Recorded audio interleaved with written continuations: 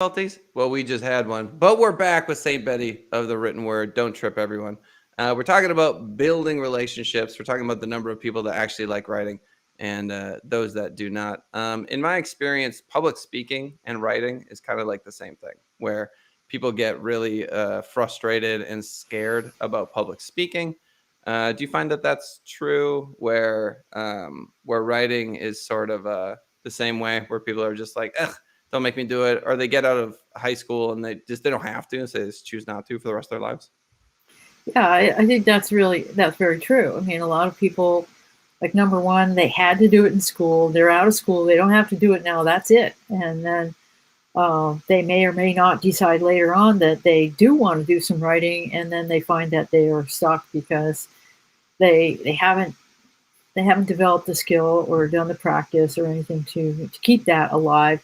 But it relates to, like in public speaking, once you say it, you can't unsay it, and once you've written it, you can't unwrite it, and that comes to a place where, with every author I've worked with, the sudden realization is like, wow, this is like something that lasts. Like I better make it good, and so coaching the authors through that moment, or being just not necessarily coaching, but being with them through that moment is great, because then they suddenly realize that, wait, I am more than I thought I was. I can do more than I thought I could, and that's the cool part. That's the growing part of the book process in particular. Yeah, so let's talk about that for a minute. Because when I was writing my book, I didn't realize how terrible I was at writing until I had a really good editor take a look at it and the massive changes he was making. Uh-huh. He wasn't just fixing grammar and stuff; he was fixing the fact that I'm not very good at writing, and completely rewriting this book. For authors that are afraid that they're actually not that great at it, what can they do? Is the best thing they can do just to hire an editor that knows what they're doing? Well, that's one thing they can do, and then they can also hire a book coach that helps them understand more about what their message actually is. A lot of times, that's what I was talking about when you're getting elevated. Like, people have an idea that their message isn't really important, and and they limit themselves in their idea of what they can present and what their expertise actually is. Now, everybody who's lived has a unique story. There's nobody else who knows the stuff that you do. You've lived that life, and that knowledge is there. You may downplay its importance if nobody else points out to you that, hey, do you realize what you have actually done here? And then at that point, the author can go, oh, yeah, there's more to it than that.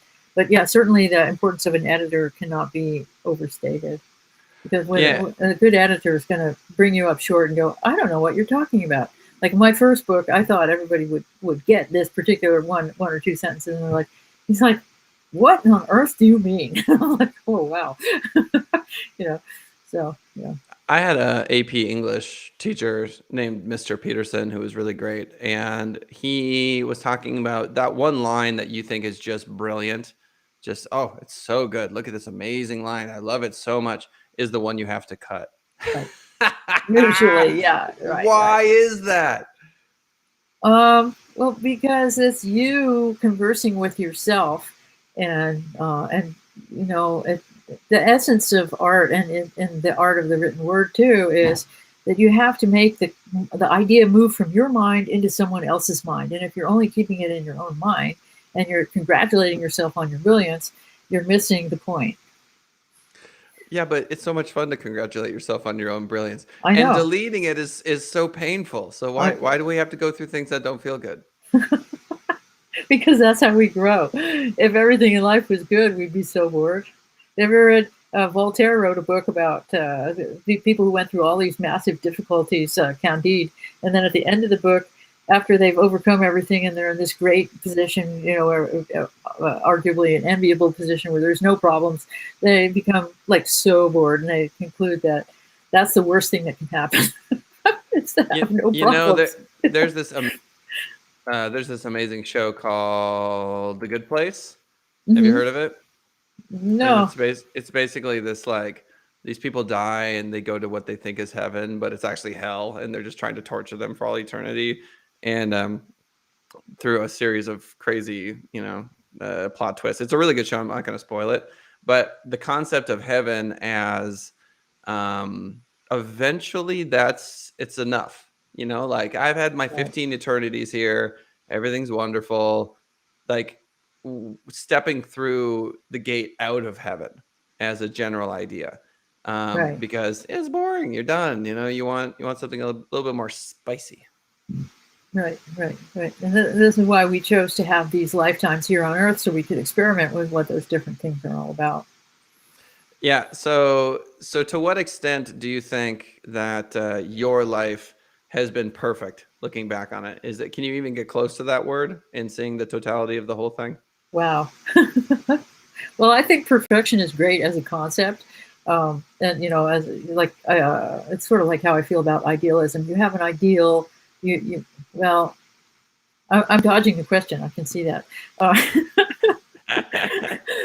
It's been perfectly imperfect because I've had a lot of very difficult situations in the world, and I have grown through them. And I've learned that I have inner strengths that I would not have gained or would not have recognized without those things to bring them to my attention.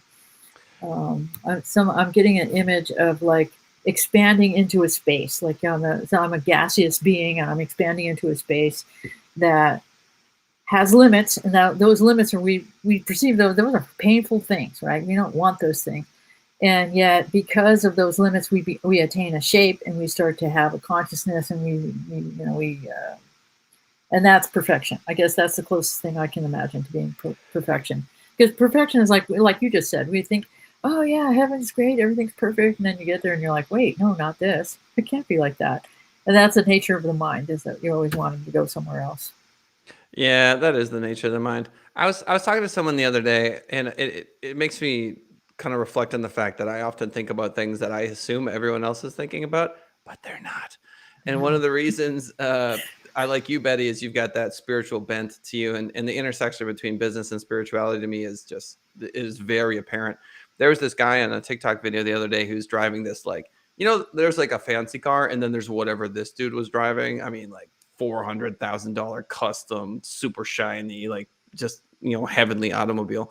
And TikToker goes up to him and says, "So how did you get here? And what did you do?"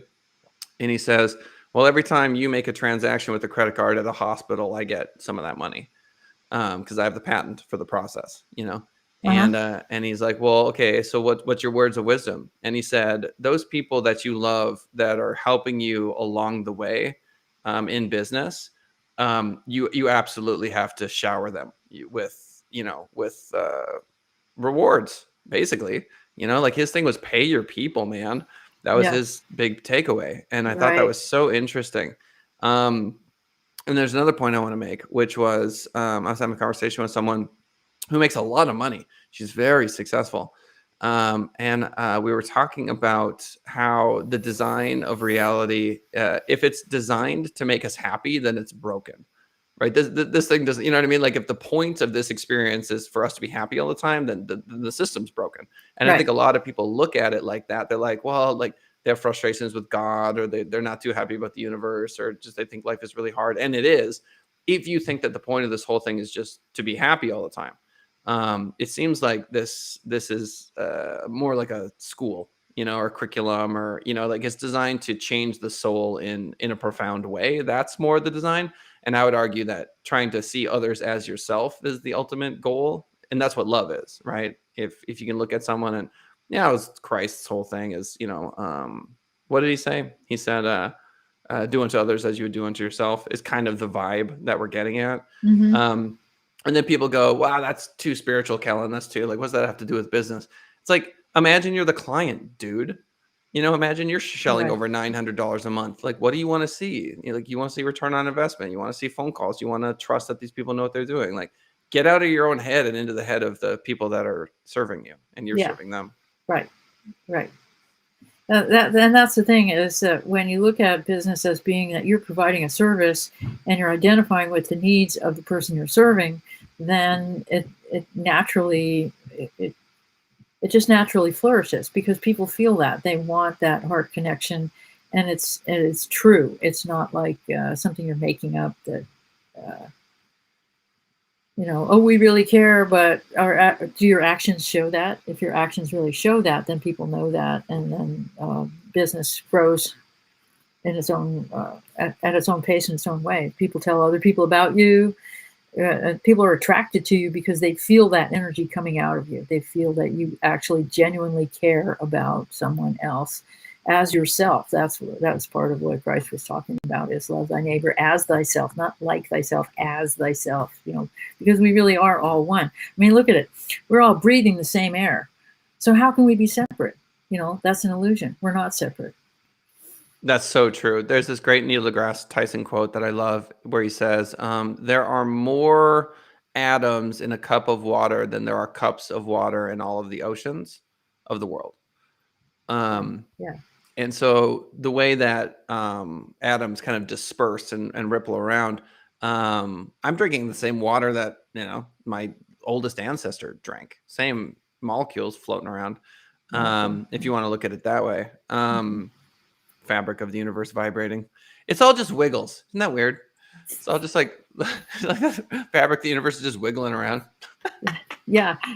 Well, at the deepest level, we are relationships between numerical entities that create vibrations that then create molecules, and it's all. So it's actually true that music and the mathematical vibration that goes through music is the essence of the universe. It's all relationships. That's why, like, when people take psychedelics and they're like, I can taste the notes. They're touching on, you know what I mean? Or like, I can see sound, or I can, Right. And it's so funny because unless you're like a true hippie, it's this language sometimes hits people and they just go, bah, they're just, it's too far out. But I love it. I love the idea of there being a continuum of the vibration of the fabric of the universe. And then we just call that sound because it just so happens that our ears tune into that particular frequency.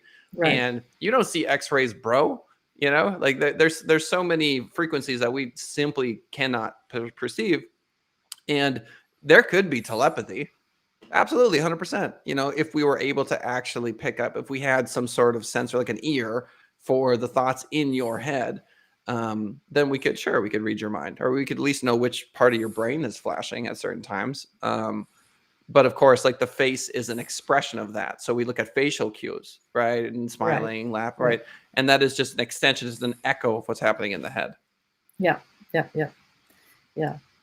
Well, there have been scientific studies on telepathy and the science of how material is transmitted from one brain to another. And there are certain emotional states that are more conducive to transmission at an efficient level. And I feel that whole internet experience that we're having, this level of technology and awareness that we now have in the last, not very many years, really, is preparing us for the greater capabilities that our brains already have. We just don't know how to use them yet. Yeah, it is wildly interesting to me that my kids think that the internet is just, it's just part of the fabric of humanity, right? I mean, they never knew a world without the internet. And as I think we talked about last time, we're that generation, and I mean like the entire generation of people that are living in this day and age, where the hours and hours and hours of footage that we have will be enjoyed by generations, thousands, whatever, into the future. Which is to say that prior to this moment, people have like grainy photographs in an album somewhere. Maybe there's a home video on VHS, but there's not this hours and hours of dialogue. Right. And so that's a huge responsibility to me, because people will go back and this will be sort of like the ADBC Christianity thing, like they'll go back to around 2002, 2006, 2008, when the birth of the internet, and they'll look at us and they will listen to our conversations as like the prehistoric, like this will sound like old English to them. It'll just be this hilarious thing, but everyone will know that, and they'll all have videos of like their great grandparents on Facebook talking to like their little babies, like these moments. Right. Yeah. What a wild idea that we are like the Adam and Eve of that sort of history.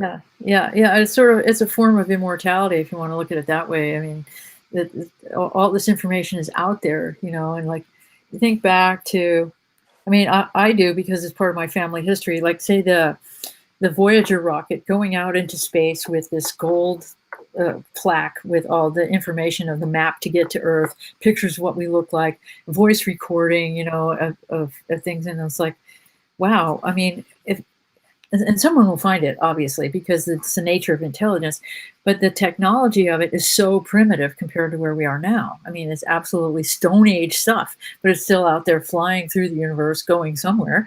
And yeah, at some point, like you said, we'll be an archaeology project, and people will be going, how can we decipher the language that these people are speaking? You know, like, Oh yeah, it's gonna be so wild, and yeah. it's like, you know, they'll look at they will look at this interview, and that's why I like to talk about spiritual things and things that are evergreen and Hmm. not TikTok and Instagram, because they're gonna be so sick of hearing about Facebook, Instagram, and TikTok.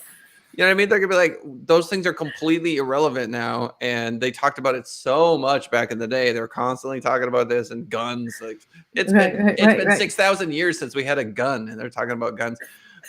But we will hold a very special place in their hearts as the first generation. Like they can't go any further back than us. Like this is This it. is true. Yeah, This is the most yeah. eldest ancestor that I know over that generation is, you know, Right, because right, right. before that, like what do you have, newspaper clippings, you know, Yeah, and you know, right, it's right. not the same. No, or microfilm. You know, like Microfiche. microfilm. You know, Yeah. miles and miles and miles of it. Yeah. Oh, crazy. But yeah, so we keep getting more compact and more efficient in the way that we move data and information around. Mhm. That's the trend. Yeah. Yeah. So in case anyone's wondering what this has to do with marketing, when you build a relationship with another human being, there's a great episode on The Office that I absolutely loved, where Michael Scott sits down with this dude. They go to a bar and they don't talk about work for the entire time. They're getting drunk, they're having fun, they're laughing, they're talking about deep things, they're talking about funny things. And then at the very end, when the guy is about to walk out the door, Michael Scott says to him, he's like, "Hey, you know that like we can't compete with these other people on price. You know what I mean? We just can't. We're not as big as them, but we really value your business." And the guy's like, "Okay, well, we'll stick with you." You know what I mean? Like it's 99% relationship, being a human with somebody else, and Right, 1% business. right, right, right. Well, yeah, and there's in many of the cultures that are not Western cultures, that's the first thing you do is you go and you have food together. You spend all that time. You never talk about business until the very end of the conversation, if then. Or you know, you say, "Well, would we like to meet again?" Because the whole time, the person who is in that culture is evaluating whether they even want to talk to you again. Will they do business with you? And then in many cases, once they say yes, that's it. You're there. You're part of their community. They introduce you to everyone else you know, and you're there with them for life, should you so choose. Yeah.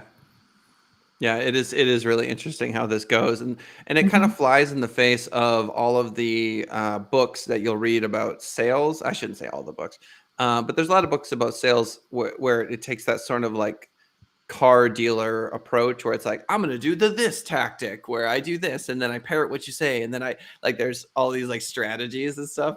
And that to me has always felt just like toxic and radioactive and horrifying. Because but then again, like if you're totally new to sales and you can't even think of anything to say, I guess that's sort of helpful. Maybe I'm just far enough down the path where I see those things as like bulky and unnecessary sort of impediments to actually building a relationship with somebody. Yeah, I think you're right that at the beginning, people do need a framework to learn to how to understand how to communicate with other people. But there is a lot of excessive excessive bulk. I mean, I was going to call it fluff, but it's not. It's not fluff. It's bulk that is put into it that stands in the way of just being genuine, knowing that you have value, knowing that you're bringing value to the conversation, that you're genuinely concerned about making things work for the other party, and that you know if you're not the right one, you probably know somebody who is. I mean, like that's what I do in writing. People ask me, "Well, do you do this? Do you do that?" And I'm like, "No, I don't do that, but I can refer you to somebody who does because I want you to have better experience than you would working with me, who's that's not my deal." And you know, so go to the expert. You know, like for instance, do you do formatting? I'm like, no, please hire an expert. I can tell you who to call, but don't ask me to do it, and that kind of Oh, yeah. thing. Yeah, I got on Thumbtack recently.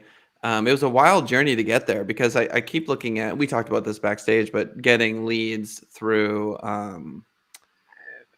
various sources, and there's all these companies that do outbound sales leads, and I'm just very skeptical of the whole process. And and I was looking at this one company, and I looked at their reviews, like 3.1 stars, all these people talking trash about them. I'm not going to use them.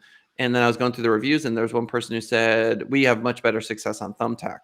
And so I'm like, okay, I'll check me out some Thumbtack. So I get on Thumbtack, and you can go, and these people are asking for various things. One of the things they'll ask for is like, they'll ask for what I do, like search engine optimization website, and then they'll go SMS texting, flyers, marketing materials. And I Hmm. think to myself, I don't want to go for this lead, because you got to spend like $35 to if they respond to a communication you send to them, Hmm. um, where it's just not the right fit. You know what I mean? Like I don't want to have to do those things. Right. I think I think I could probably assemble a team, right, of people for like those three things that we don't do, but it's too many. Like maybe one extra thing I could probably wrap my head around and get Right. comfortable with it, Right. but Right. yeah, I'm the same way. I'm like, this is just not the right Yeah. lead for me. Right. Right. And the thing is, you're not going to give them what they need, and you're going to be beating your head against the wall, figuring out how to try to sort of do the job, and that's not good business. Yeah, that's for sure. So, what are you gonna do? Are you gonna retire at any point? Are you just gonna Uh, work until you're dead? Listen to you. Shut up, kid.